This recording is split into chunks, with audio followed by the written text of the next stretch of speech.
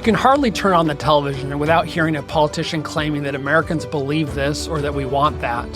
It seems a favorite pastime of leaders in Washington is telling us what Americans believe and what we want. Such assertions by politicians are sometimes true, but they inevitably reflect the policy the politician is attempting to promulgate. But when it comes to defense and foreign policy, what do Americans actually believe on key questions? What role should the United States play in the world? How do we view allies and adversaries? What kind of military do we need? And how do views vary based on party or age? In our representative democracy, such opinions are not academic questions alone. They are fundamental because they shape American policy. So with President-elect Trump set to return to the White House in little more than a month, what do Americans really believe? Well, we don't have to guess. The Ronald Reagan Institute has released its annual Reagan National Defense Survey, and I think you'll find the results interesting. To discuss the survey and more, I am joined by Roger Zakheim. He serves as the Washington director of the Ronald Reagan Presidential Foundation and Institute. Among other positions, he also serves as a commissioner on the Congressional Commission on the National Defense Strategy of the United States, which produced a report earlier this year that every American should read. Roger previously worked as general counsel and deputy staff director of the U.S. House Armed Services Committee. I'm Bradley Bowman, senior director of FDD's Center on Military and Political Power, filling in for host Cliff May. We're so pleased you've decided to join the conversation too, here on Foreign Policy. Roger, welcome to Foreign Policy.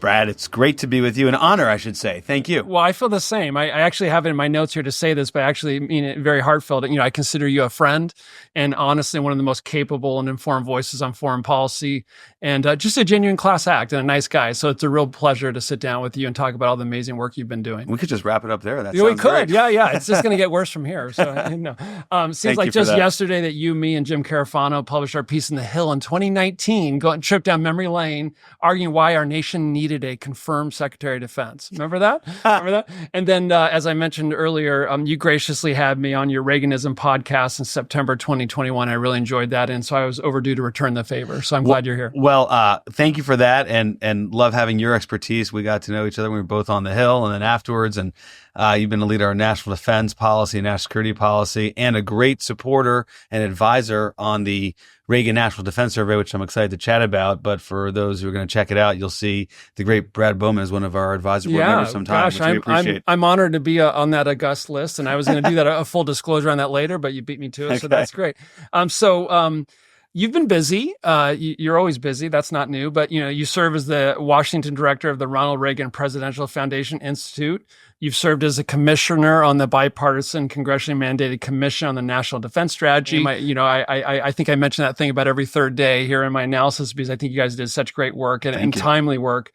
And you also convened the Reagan Defense Forum last weekend, and you've published this major news survey, and we have hard copies here. And so we have so much to talk to. I'd love to just jump right in with Let's go. Okay, here we go. So for any listeners not familiar with the organization you lead, tell us about, if you would, the Ronald Reagan Presidential Foundation Institute and your role there. Absolutely. We're in Washington, D.C. People love talking about themselves. Yeah, exactly. We appreciate the opportunity. The Ronald Reagan Presidential Foundation Institute is a 501c3, the nonprofit side, just like of FDD, of the Reagan Library. And so people may be familiar with presidential libraries. They're generally an amalgamation between a nonprofit and NARA, National Archives. I have the honor of leading the Reagan Institute. It's our shorthand for the Washington office of the Foundation Institute. And what we do in D.C. is really we're the public policy entity of the Reagan Foundation, where we seek to advance President Reagan's values, policies, ideals, principles in the halls of Congress and our agencies and among our thought leaders like you. Fantastic opportunity. Obviously, national defense and foreign policy are a key element of President Reagan's legacy. And it really counters some in Washington who accuse those who advance President Reagan's legacy as zombie Reaganism. I'm very much alive. You seem alive. I am alive. And I feel like American people are very alive as well. And there's nothing zombie about it. Not at all. I'm sure we'll get into those details. Yeah. No, that's great. So you have this survey. This is an annual survey you've done for what, 6, 7, 8 years now, or what, several years Yeah, now? it goes back to 2018. Yeah, that's amazing. And you've published this. So just if for the political science geeks in the audience, what do they need to know about this survey in terms of timing, number of people served, day, margin of error, that sort of thing? Absolutely. Glad you asked. And as we make waves with some of the findings, which I'm sure we'll talk about, we're increasingly getting scrutinized about just the survey, the instrument. So here we go. The full sample, there were 2,510 respondents, and the estimated margin of error is 2 percentage points. Okay. Half of the questions went to half of the respondents, and so that was on average roughly about 1,250 or so. And in those questions, about 2.8 points in terms of margin of error. I would note, I'm told, I don't have the example in front of me, that most surveys that are referenced in whatever journalistic authority you rely on have a smaller pool of respondents. And that's good to know, because we spend a lot of money in terms of getting our help, the professionals to go out and conduct a survey. And that is Beacon Research and Shaw and Company, which Fox News is one of their clients, and often the Fox News polls are carried out by those two companies. That's great. And this, I think it's important to footstop that this was conducted after the presidential election, right? Yeah, thanks for highlighting that. It was compressed timeline. Yeah, it had to be post the presidential election because we wanted to tell people what the voters who voted for President Trump or Vice President Harris, what their views were. And we want to get it out. As you know, we just had a Reagan National Defense Forum. So it put some pressure on friends of ours like Rachel Hoff, our policy director, and others. They did a great job. Yes, but it was post the election. Okay. The one of the many really interesting and I think impactful top lines is what the survey found related to American views on the role of the United States in terms of leading internationally and engaging in international relations. What did the survey find on that topic? So this is a question we've been asking for a few rounds now. It addresses whether Americans believe that the U.S. should lead in the world. And as you note, it came out higher than it has in the past. So that was 57% of Americans believe the U.S. should take a lead role in international events, and 32% are advance less engagement. And notable there, what I want to highlight, and this is why we did it post-election, we were quite interested in where Trump voters land on that and Harris voters land on that. And to our surprise, because it's certainly not the way I think most in Washington think of a Trump voter, 61% of Trump voters actually take that point of view. They want to see America leading in the world. 59% of Harris voters, those who didn't identify as a Harris or Trump voter, obviously make up the difference, why it came out on average to 57%. Yeah, so 57% believe the U.S. should be more engaged and take a lead in international events. And as the survey notes, that's a 15-point increase from last year. And then, as you said, 61% of voters, Trump voters, feel that way.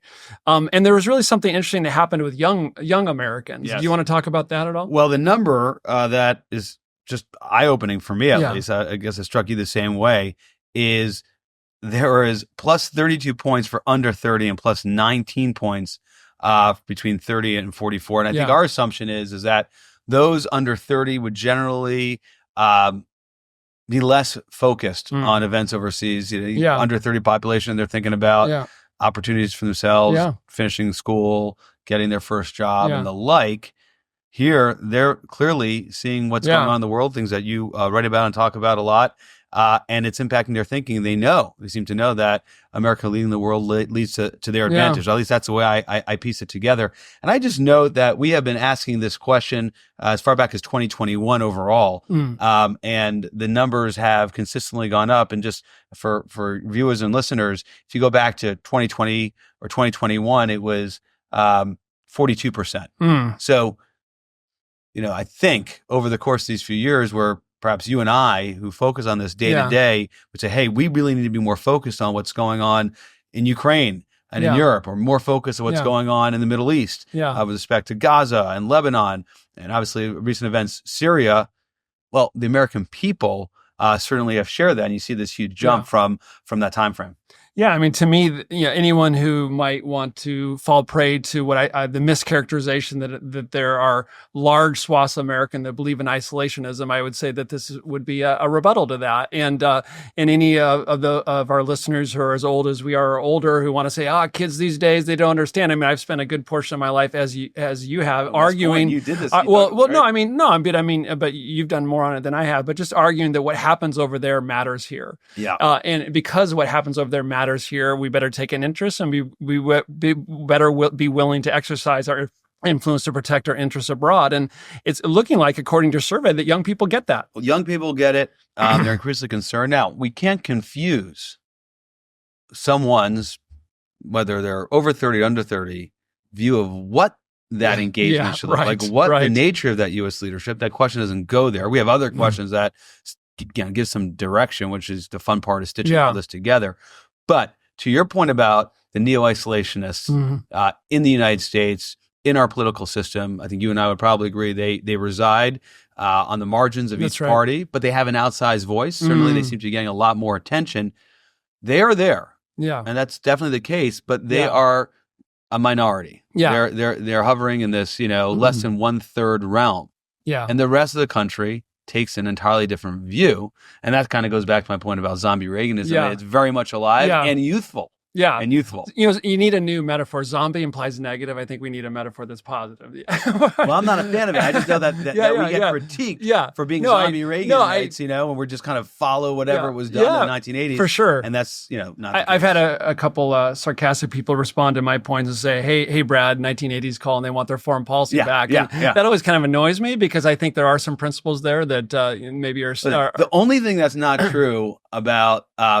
the 1980s wanting their foreign policy back and defense policy, is that the reality is the 1990s that are getting their defense budgets back. And we'll talk about that. Right? I can't wait to talk about that. Deep on that. But it's not enough of what happens of what we're doing is 1980s.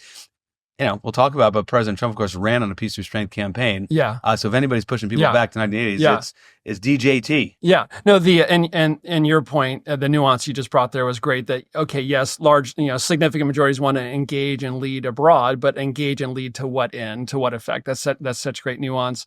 And you kind of previewed where I was going to go next.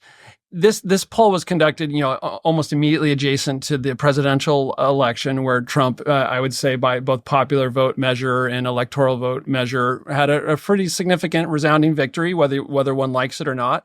And some might just listen to what we just said and feel like that this is a little in tension or a conflict with that election result, depending how you read it. How would you, I don't necessarily think this way, but I'm interested in your response. Do you see any tension between these findings, the survey's findings on the role of, on the desire for American leadership and engagement, and the election of President Trump? Great question. The more I think about it, the answer is absolutely not. And actually, it's entirely consistent with what I think Trump voters heard from the man. President Trump has consistently spoken for strength. He's consistently advanced that we need to go ahead and bring back American leadership, get these conflicts that are weakening us and our allies, addressed. And we can talk about what that means, and the survey does that. So it really turns on what does that leadership in the world look like. But to me, it's very much what President Trump ran on, and that's why you're seeing it. And he was, as I mentioned a moment ago, nearly everything he said about foreign policy and certainly national security.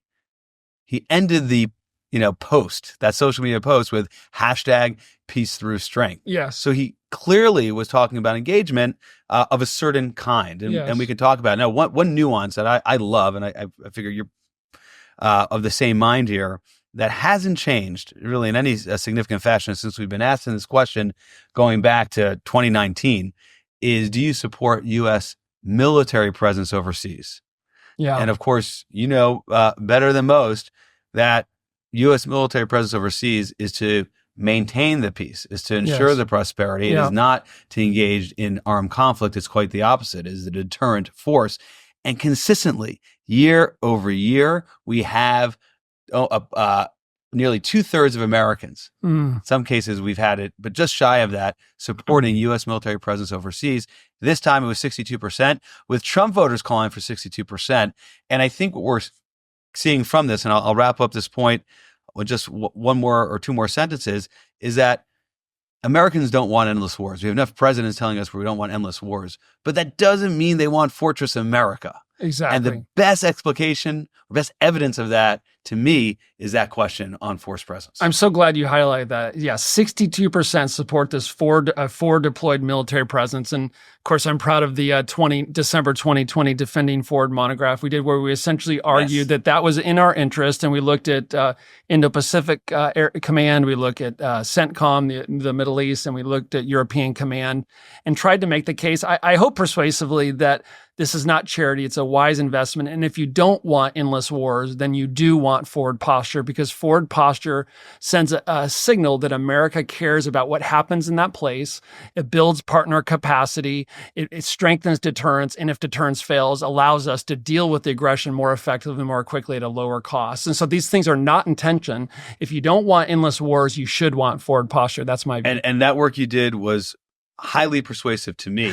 But oftentimes, Brad, as you know, critics will simply say, hey, this is the military industrial complex speaking. It's a neoconservative saying this, and it's not and it's just expansionist and not representative of what everyday Americans want. And that goes to the heart of this survey. It sure does. Because you and I just finished this point real quick. Yeah, please. We both are grew up on Capitol Hill. At least you grew up in the military, but then moved over to Capitol Hill. I grew up professionally on Capitol Hill. And there so many elected officials who will present their particular point of view in the name of the American people. Let's say the American believe X, Y, or Z. And this survey is positioned to say, hey, here's actually what the American people believe on the subject. You're entitled to your point of view. And it works both ways. If you and I were to propound a policy that we thought was right, but the American people didn't agree, we should know that. And then we got some work to do.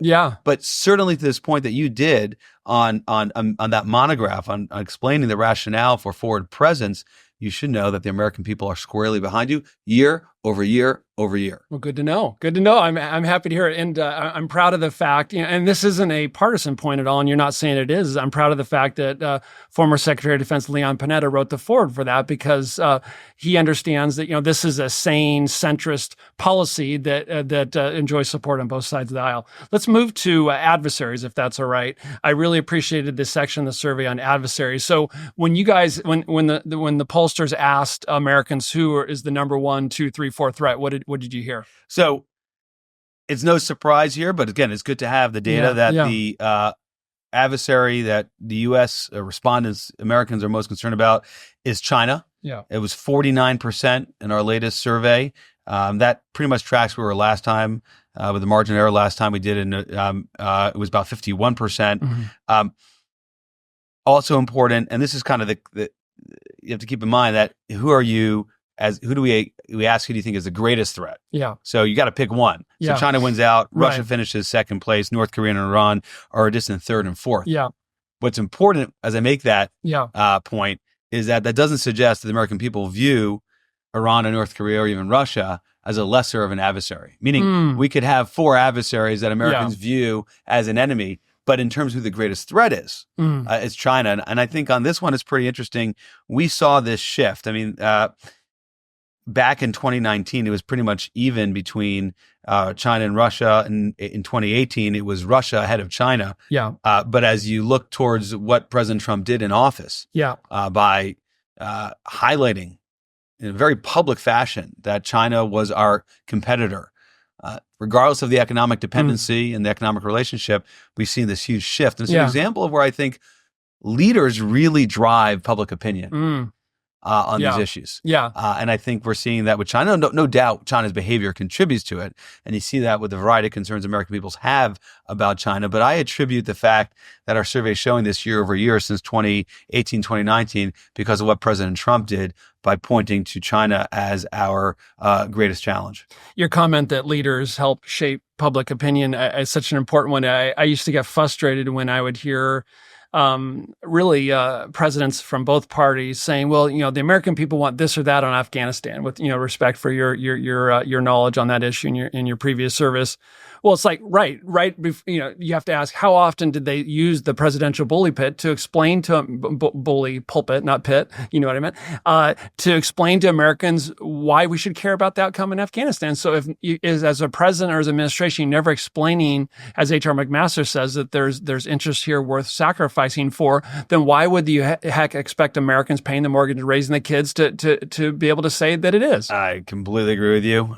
You have to go back to George W. Bush to find a president of the United States that was actively engaging the American people on a national security, foreign policy, and defense matter.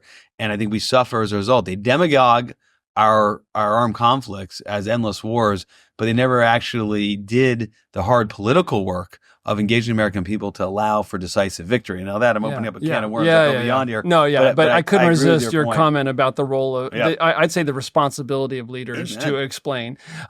So there's a partisan breakdown on so China number 1, Russia number 2, and then North Korea and Iran. There's a little bit of a partisan breakdown about who kind of nominates as the number 1 threat. Do you want to talk about that at all? Yeah, well, I think it's Trump voters see China, 61%, as the adversary, with Russia as a greatest threat. Yeah. Russia at 15%. Yeah. Harris voters see Russia 40% and China 37%. And, you can make some hay out of that. You understand that President Biden has certainly been supportive of Ukraine from day one. The policy as it relates to U.S. military support for Ukraine is on Biden. It's obviously been something that Republicans have critiqued. And so it doesn't surprise me that you see that partisan difference. I'm sure we'll have a moment to talk about the questions we had specifically about Ukraine. I would note, and this is the point I was making before. And when you ask our respondents, when you ask the question about, hey, who is an ally, who is an adversary? So separate apart from who's the greatest adversary, Ukraine, 75%.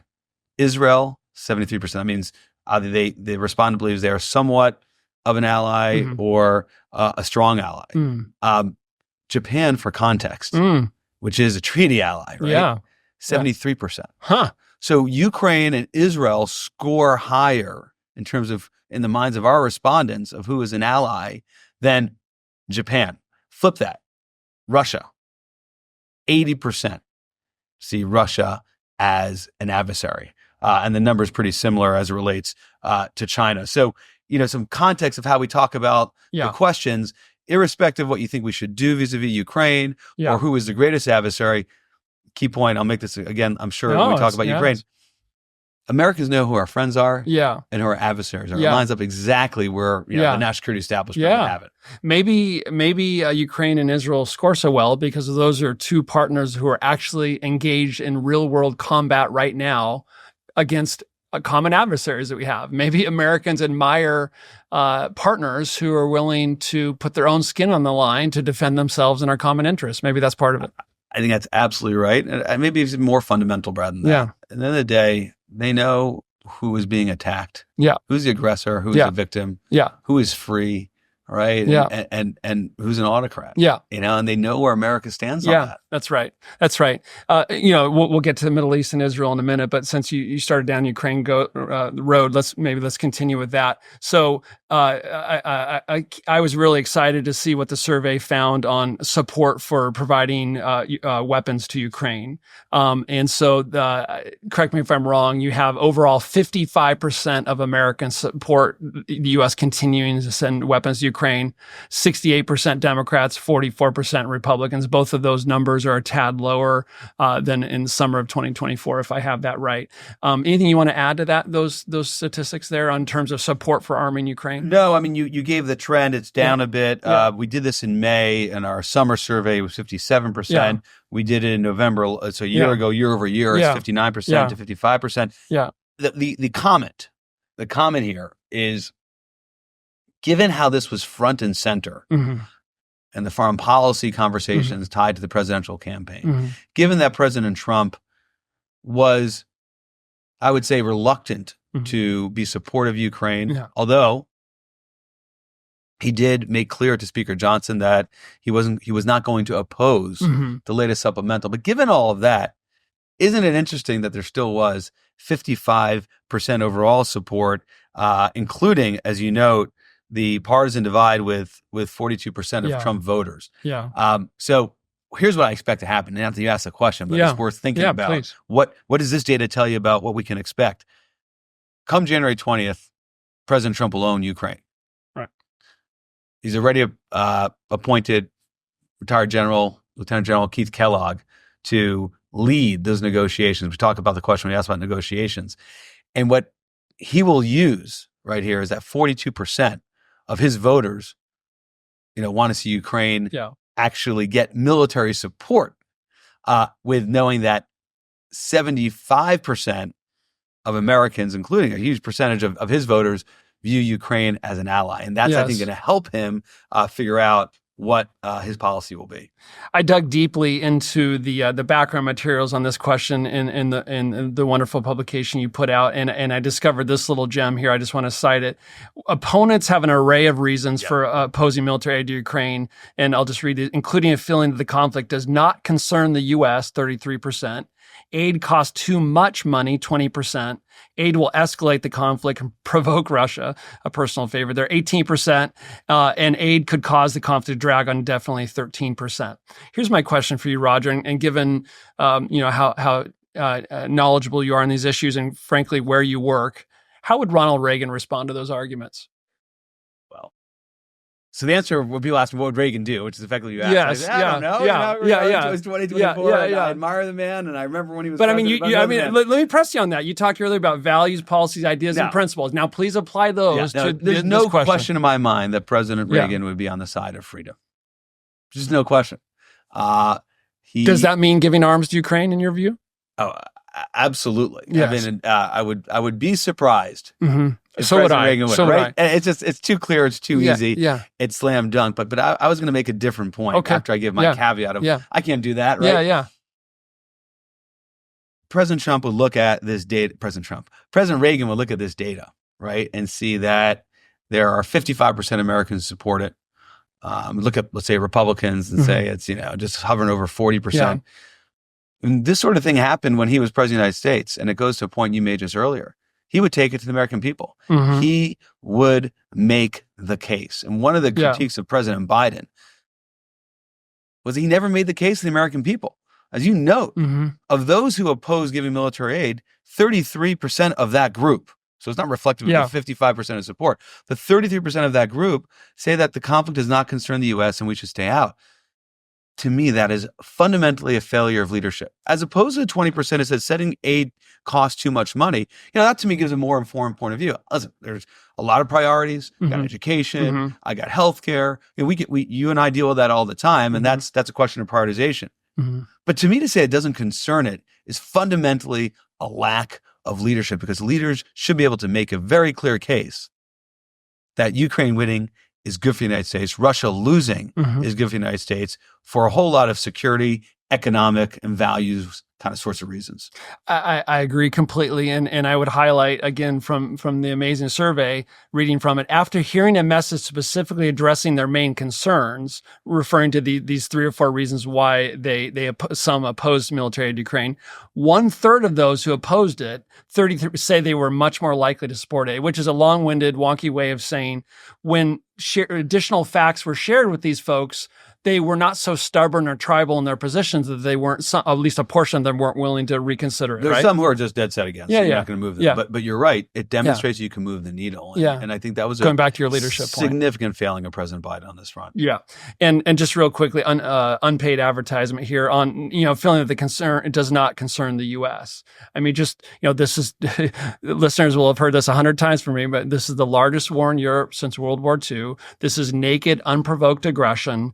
And our adversaries around the world, we talked about adversaries earlier, I'm thinking of Tehran, Pyongyang, and Beijing, are watching to see whether America has the willingness to put its money where its mouth is, or after 2.5, 3 years, we lose interest, we get tired, and we stop supporting a country fighting for its right to exist against imperialistic naked aggression. And if anyone, you certainly understand deterrence, and many of the listeners do as well. Deterrence is based on part of perceptions of our political will will to do tough things. And if we're not willing to spend less than 3% for comparison to what we spent on the Pentagon over the same time period, without putting a single U.S. service member in harm's way to help Ukraine continue to exist, to deal body blows at the second leading conventional threat we confront, and send a helpful deterrent message to Beijing, then what the heck do we think Xi Jinping is going to conclude about our willingness to send thousands of Americans to fight and potentially die in the Taiwan Strait, thereby making it more likely? That's why what happens in Ukraine, in my view, matters in the Middle East and in Taiwan Strait.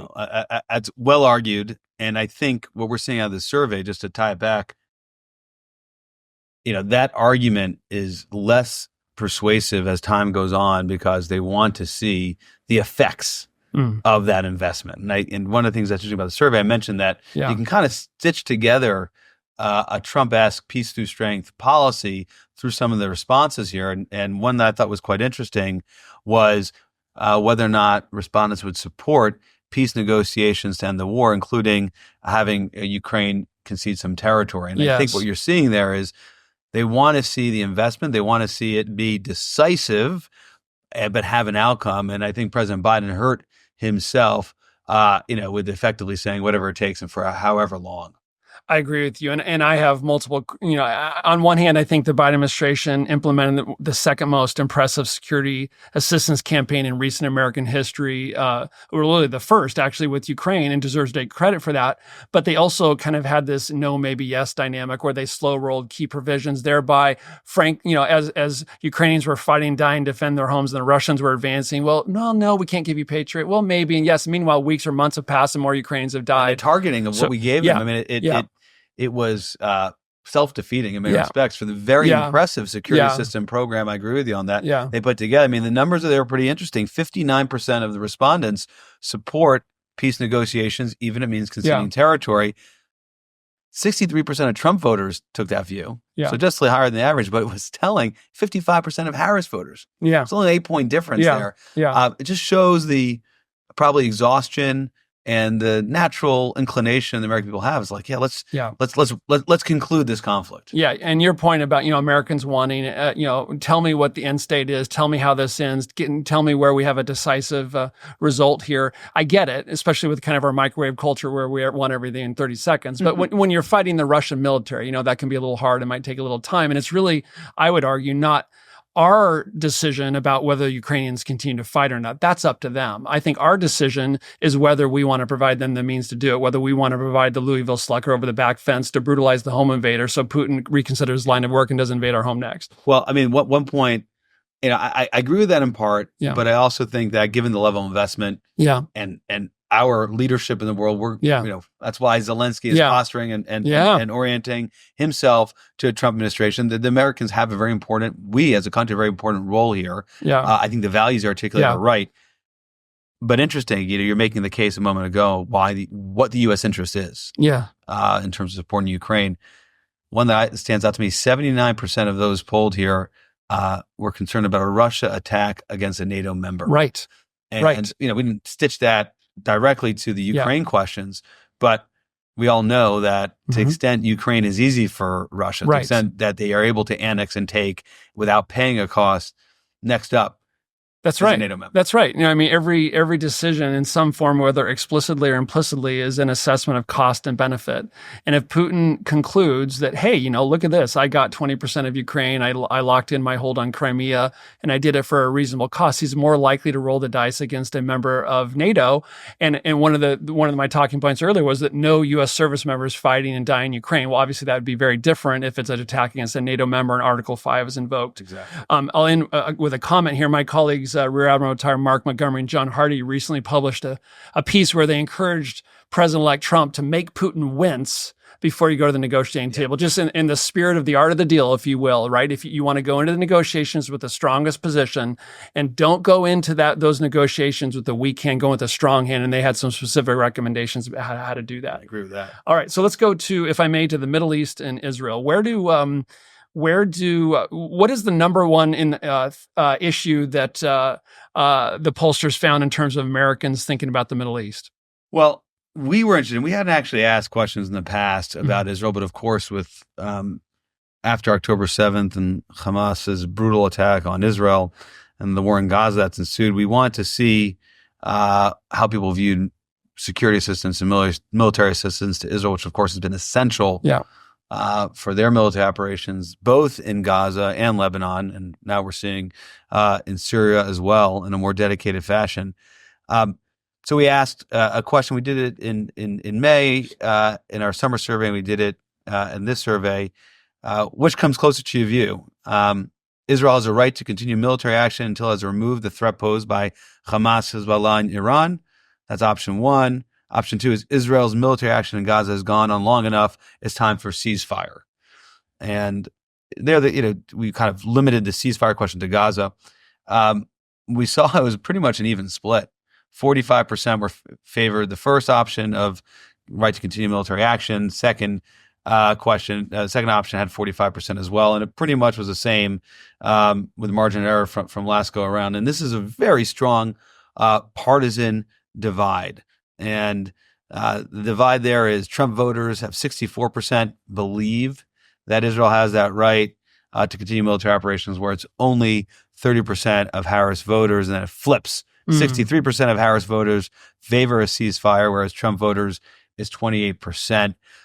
Pretty eye-opening to me here on the Democratic side, on the Harris voter side. We know this was an issue for President Biden. We know there's tremendous pressure from the progressive left on Biden's Israel policy. And certainly there was critique from the right, but Biden was kind of dealing with, quote unquote, the Dearborn problem. And it's a big problem for the Democratic Party. From my standpoint, is that the majority of them would not support continued military operations. It's a huge departure from a sort of bipartisan support we saw of Israel when you and I were working on Capitol Hill. Yeah. No, I'd say from my perspective, sadly, that is a major dynamic where you still have a large portion of Democrats being very strong in Israel, but you do have kind of an element on the far left where that has eroded. It'll be interesting to see whether that's just a fleeting function of what's been happening post October 7th and in Gaza, or whether that's more durable. But definitely something worth noting. And there was also a distinction about the provision of offensive and defensive weapons versus just defensive weapons alone. Anything you want to say on that? What surprised me about this is that those who were opposed to supporting Israel, it didn't matter whether it was characterized as offensive and defensive. Yeah. That's why we teased it out. Yeah. So we asked, how much more priority do you place on providing both defensive and offensive weapons to Israel? 24% felt it was a top priority. 31% thought it was a high priority, but not top. And then 21% thought it was a lower priority, and 18% not a priority. Fine. That's an offensive and defensive. You would expect to have the not a priority and low priority categories shift when you simply just said, hey, provide only defensive. And the numbers are pretty much the same. So and as you look in the crosstabs and you look at the composition, those are Harris voters.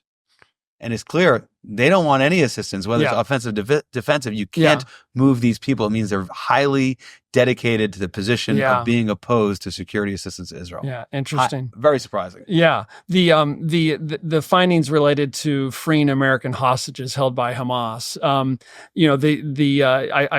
Many of us saw the statement by Trump a week or two ago where he said, they better be released before I come into office. What did you guys find on freeing the hostages? That seemed to be the top priority among the things offered in the poll there. It was about the only thing that moved people who were concerned or opposed to supporting Israel to a more supportive point of view. And that, of course, probably is tied to the fact that hostages are viewed as as a humanitarian concern and not in any way tied to a pro or anti-Israel point of view.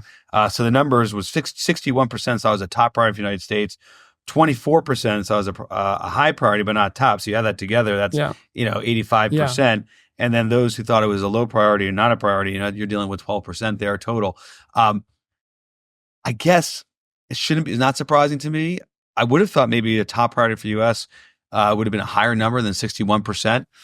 I also attribute that to the fact that the President of the United States hasn't consistently gone public. I'm talking about President Biden with advocating for U.S. hostages, very active on it behind the scenes. We're not talking to the American people about, and certainly not talking to Hamas in the way that President Trump did with his social media posts saying they'll be held to pay. Release them now. I can't help but seeing some echoes from history here. Yeah. Forgive me, you know where I'm going with this. Where we had the 1979 Iranian Revolution, the Americans taken hostage and held for a long time, and then Reagan comes in. He's making, correct me if I'm wrong, he makes some statements about how this better get fixed, and then he's elected, right? And then they're released. Where is the parallels appropriate or inappropriate here? In your view? Good question, and it's.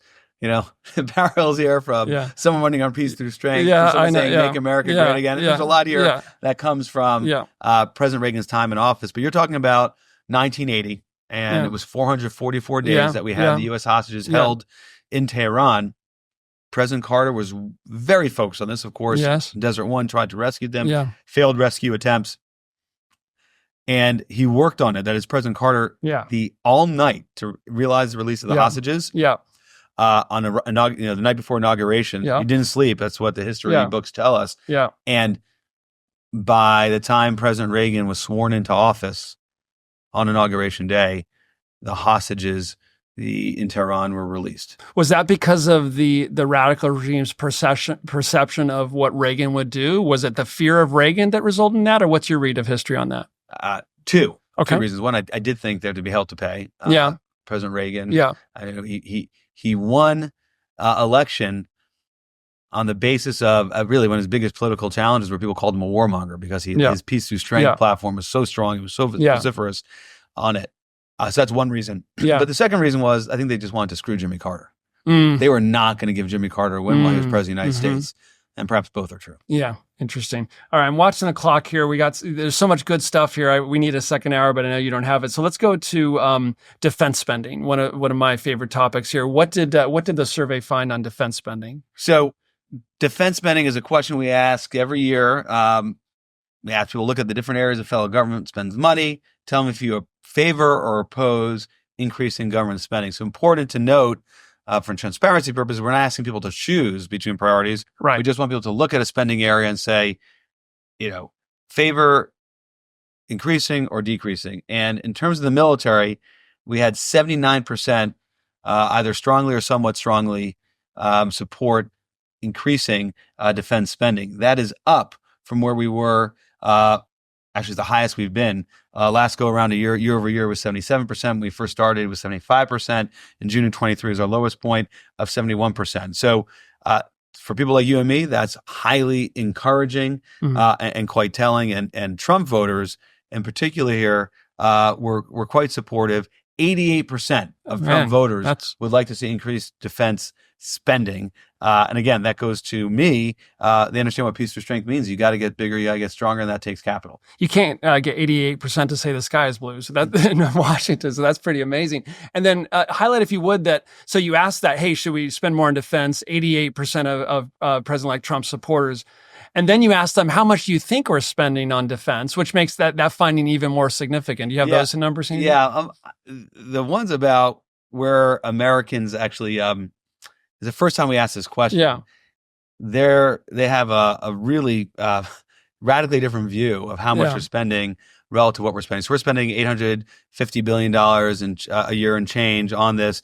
And they would have thought we're spending roughly more like a third of overall federal spending, which would be over $1 trillion. Yeah. And so what we're seeing here is that the way people talk about the amount we're spending in defense is actually not line up with the levels we're spending. As you know, we're spending historic lows right now. It's roughly 2.9% of GDP going to defense. This kind of goes back to the beginning of our conversation. I see you're pulling up a great slide from FTD, so I won't steal your thunder. But you have to go back to the 1990s when we're taking peace dividend to get to these levels. But this is a hot favorite hobby horse of mine, and frankly, leaning on the great work that you and others did there on the Commission on the National Defense Strategy in your July 2024 report.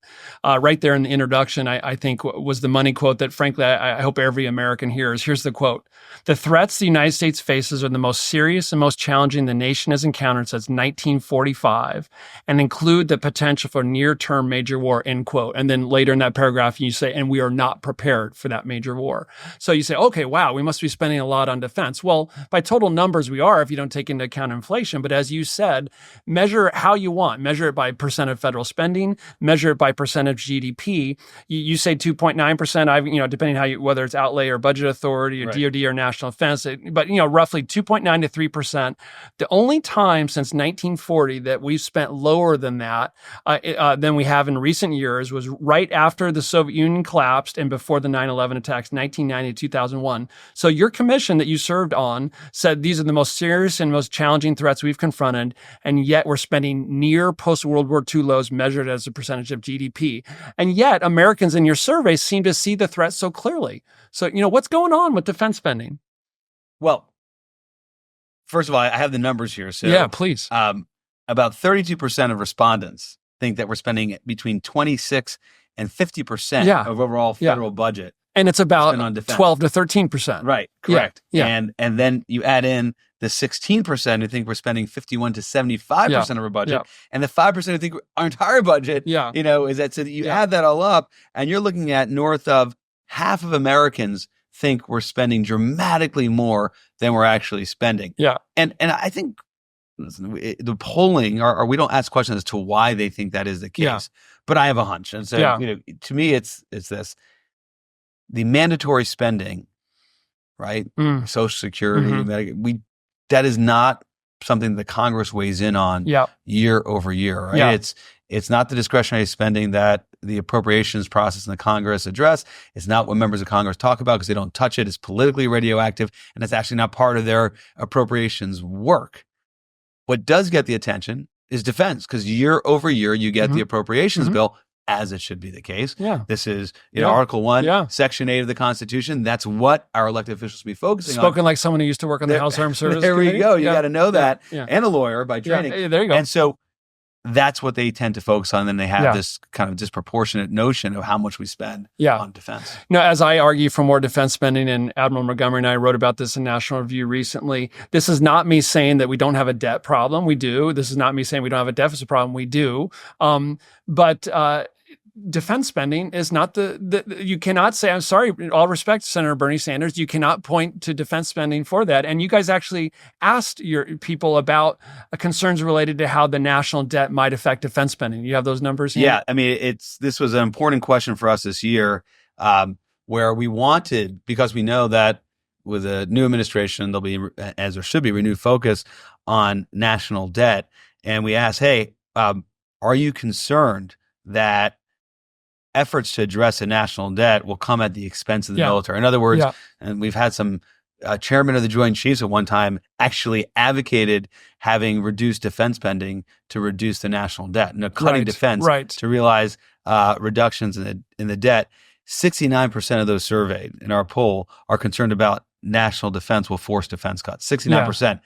And then the kicker, 77% of Trump voters are concerned about it. So if we get to a point come May of 2025, where we get to these budget caps discussions, want to reduce spending, and they want defense to pay for deficit reduction in the way that we had before, this parity, non-defense to defense. Just know that 77% of Trump voters and 69% of the country overall does not want to see that happen. So the survey talked about what kind of in addition to how it should be postured, we talked about that already, what kind of military we should have. Should it be prepared to fight 2 major combat operations at a time, or 1.5, or just defend our borders? I'm particularly eager to hear what you found. And then based on your role as a commissioner on the National Defense Strategy, what kind of military do we actually have? Do we have a military, in your view, that can actually do 2 major combat operations at the same time? I will start with the latter and then go to the former. Please. But, I think the biggest contribution, or I shouldn't speak for all the commissioners, but the finding recommendation from the Defense Strategy Commission that really spoke to me and I thought was important was what we call the force planning construct. Mm-hmm. What is the framework through which we think we need to build a force to address? Yeah. And because of what you outlined before, the challenges we face across multiple theaters or regions of the world, Indo-Pacific, Europe, and the Middle East, we felt that the force planning construct of the Biden and frankly Trump administration's national defense strategy was insufficient. Felt we should, that rough, kind of broadly stating, was a force planning construct that felt the military should be big enough to win in one theater and kind of hold others. Perhaps win in a China contest and hold other theaters. And just given the nature of the geopolitical challenges we face, the axis of authoritarians, as many would call it, and just seeing what's happening in the coordination in Ukraine, in the Middle East, with China, North Korea, it's going to be multiple theaters. And we need a force that can deal with this. We said that we need to have a force that can operate simultaneously in multiple theaters. And so that's what the Defense Strategy Commission recommended. And actually, we saw that those surveyed kind of shared that view when we put the question to them. Yeah, for sure. No, and it's such an important point, because if we only have, and more importantly, our adversaries perceive us as only having a military they can do one major combat operation at a time, or 1.5, then obviously if we're bogged down in one of those already, you increase the chances that an adversary in another region, in another geographic area of responsibility, might say, hey, now's my moment to go for it. And when you combine that with what we're seeing, what you just highlighted, this growing cooperation between China, Russia, Iran, North Korea, you don't have to be Secretary of Defense to figure out that not having units and finite assets like air and missile defense, and you simultaneously on your war plans have those allocated to something in the Baltics and the Taiwan Strait and the Middle East, that either via our opportunism or strategic coordination, our adversaries could take advantage of problems in one area to initiate problems in another. Yeah, and that really goes to the heart of what you just said of our rationale for making that recommendation. Now, I think what we're seeing right now in Ukraine and in Syria reflects the weaknesses of our adversaries. The fact that the Russians are relying on North Korean cannon fodder and Iranian drones, or the fact that Bashar al-Assad is sitting in Moscow now, was because Russia was unable to support him defend against the rebel force that took Damascus recently, and the fact that Iran was so beaten up, or Hezbollah was so beaten up by Israel that Iran couldn't come to the rescue of Assad as well, shows that there are limitations, and these adversaries are not 10 feet tall. But the fundamental strategic point is that they will operate and work together, and they will do it to disadvantage the United States. And we need to be oriented and postured to deal with our adversaries in that fashion. I completely agree. And what I think is happening, and you guys queried Americans on how concerned they were about this growing collaboration between those four adversaries, and 8 and 10 said they were concerned, with 50% expressing extreme concern. I think they're so, the wisdom of the American people there is so sound, because what's happening, and we see this in Ukraine, is that this cooperation among the four countries is making each adversary more capable in their respective theater of aggression, and more resilient. And so what, and it's creating IOUs, right? We often focus on, hey, this is what North Korea, Iran, and China are doing to support Russia, but we often don't ask ourselves the next question: what is that country going to get in return? Like, what's going to happen in North Korea? So we need another hour for that. It binds them together. The numbers are quite interesting here. 41% believe that the military should be large enough to win separate wars against Russia and China at the same time. And then for another time, because I know you're focused on this and it's an important issue, we asked questions about defense production. Yes. And there's 40% would like to see a lot more invested in defense production. If you combine those, I think we should have a little more and a lot more. It's 73%. There's recognition that we are limited in our industrial capacity to support our men and women in uniform. Completely agree. Well, Roger, this has been great. So, last question: what are you going to be watching in the first weeks of the Trump administration? Where are you going to be focused, and what do you think the top priority should be? Well, we know what President Trump's top priority is. It's going to be on immigration and securing the border. So they'll, the deportation that he's promised, I imagine will go into effect swiftly. How that happens, the military role in that, military support, that's something to watch. And I think next to that, the Ukraine file is really critical, because time is running out there, and how President Trump postures himself, his team, given the Russia's vulnerabilities, Ukraine's vulnerabilities, and what the U.S. will do really could, in terms of its support for Ukraine, on my judgment, can really determine and really have a decisive impact. I'm going to be watching for that. And of course, we'll see continuity, I expect, I'm sure you do too, on Iran policy. And given the fluidity right now in the Middle East, the vulnerability that we just referenced with respect to Iran, you got to expect that the Trump administration is going to move on that pretty quickly. So there you have it, my top 3. That's a great rundown. You did that all impromptu. Clearly not your first rodeo. Thank you. Well, I want to thank you, Roger, for your decades of service to our country, sincerely. Thanks for being a friend, and thanks so much for coming and chatting with us here on Foreign Policy. An honor, and thank you for all the work you do here. You did great work on the Hill. That was kind of behind the scenes, and it's wonderful to see you out there publicly doing your great work and seeing your leadership. Thank you so much. Appreciate it.